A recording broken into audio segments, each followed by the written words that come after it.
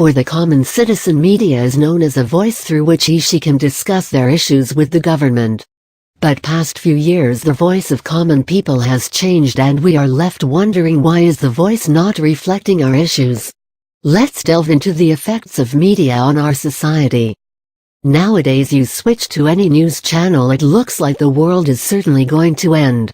Reporters report news in such a way that compels us to switch off the television.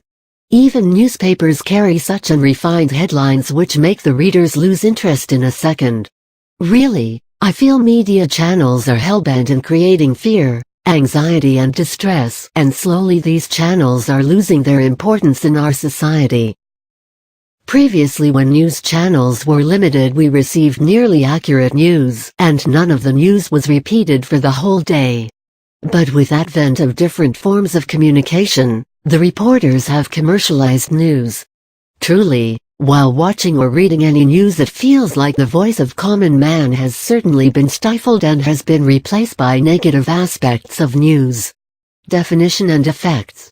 Media sensationalism is defined as the style of reporting news to public which involves use of fear, anger, excitement and crude thrill undertaken by the media to increase the viewership, ratings and lastly profits.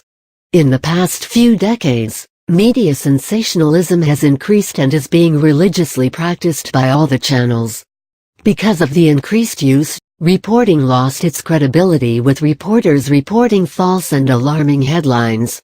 This type of reporting depicted the dark side of journalism, and it also created panic in the minds of the public. It has, in fact, snatched interest from the readers and has caused degradation of values in our society.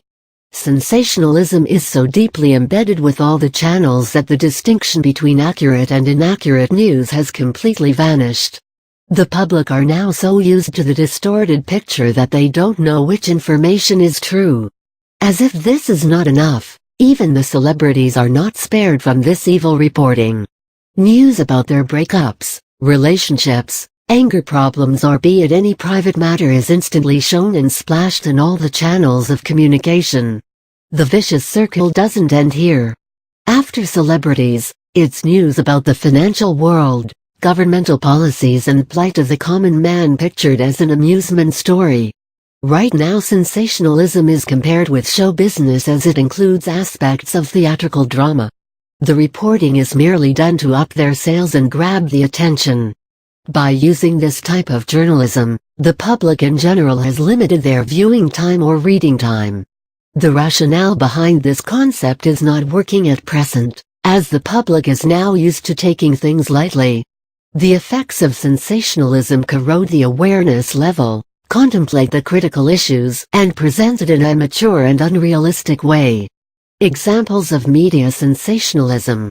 There are certain examples or news articles which have portrayed media sensationalism. The most recent one was a case where the mother was acquitted for the child's murderer by the court. But media channels already etched her as a murderer in our minds, making her life a hell in our society. I don't think anybody would ever believe her side of story, and even though she was found not guilty, papers and news telecasters had already crucified her as a devil in disguise. There was another case where a bluefish had bitten a girl and it was reported as a shark attack. The media also went on to alert people to stay away from a particular beach. Similarly, last year it was the swine flu craze which had seen most of the offices having low attendance, schools being empty and roads bearing a deserted look. The report was true, but it was escalated by the media to such a height that even if somebody sniffed, we were rushing to the doctor's clinic. As E. coli bacteria unleashed its terror on the tomatoes, literally due to the media reporting, I stopped eating any food that contained tomatoes. Even on the Afghanistan war, the media reported a lot of factual errors like terrorists attacked an army base and killed several soldiers, while the truth was that the militants' attacks were not even near the base. Though the war is really taking toll economically and physically, but why can't the media show the happenings in an unbiased way?